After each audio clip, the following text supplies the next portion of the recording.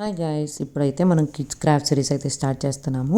ఎందుకంటే ఇప్పుడు వందిత ఏజ్ వాళ్ళందరికీ కూడా ప్రాజెక్ట్స్ అని క్రాఫ్ట్స్ అని చాలా హోంవర్క్స్ ఇస్తున్నారు కదా. సో నాలాంటి మదర్స్కి ఒక ఐడియా కోసం వందితకి అయితే standing line sleeping line introduce చేశారు. దానికి సంబంధించి ఆల్ఫాబెట్స్లో only standing line sleeping line ఉండే ఆల్ఫాబెట్స్ని తీసుకుని దాన్ని క్రాఫ్ట్స్ రూపంలో చేయిస్తున్నారనమాట, హోంవర్క్ ఇస్తున్నారు.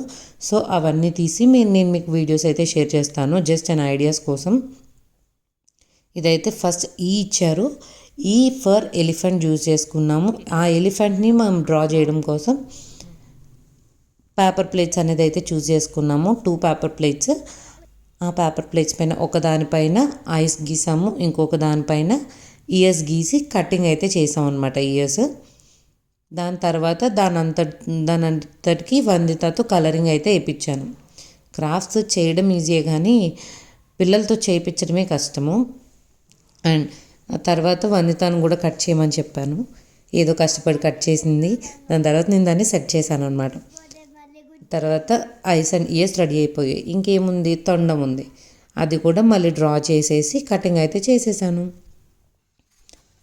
దాన్ని అంతటిని వందితాతో కలరింగ్ వేయించాను. ఇక్కడ ఒక టిప్ అండి, పిల్లలు ఏంటంటే ఒకే చోట ఎక్కువ డ్రా చేస్తూ ఉంటారు కదా. సో అది మనం నీట్గా కనిపించడానికి ఒక ఎక్స్ట్రా పేపర్ తీసుకొని ఆ ఎక్స్ట్రా పేపర్ని పైన రబ్ చేస్తే ఎరేజర్ లాగా యూజ్ అవుతుంది అనమాట. స్మూదన్ చేయడానికి అండ్ ఈక్వలైజ్ చేయడానికి అది యూజ్ అవుతుంది అనమాట. తర్వాత ఇలా ఒక డాట్ ఇచ్చి దాంతో అక్కడి నుంచి స్టార్ట్ చేసి అనేది పెట్టమన్నారు.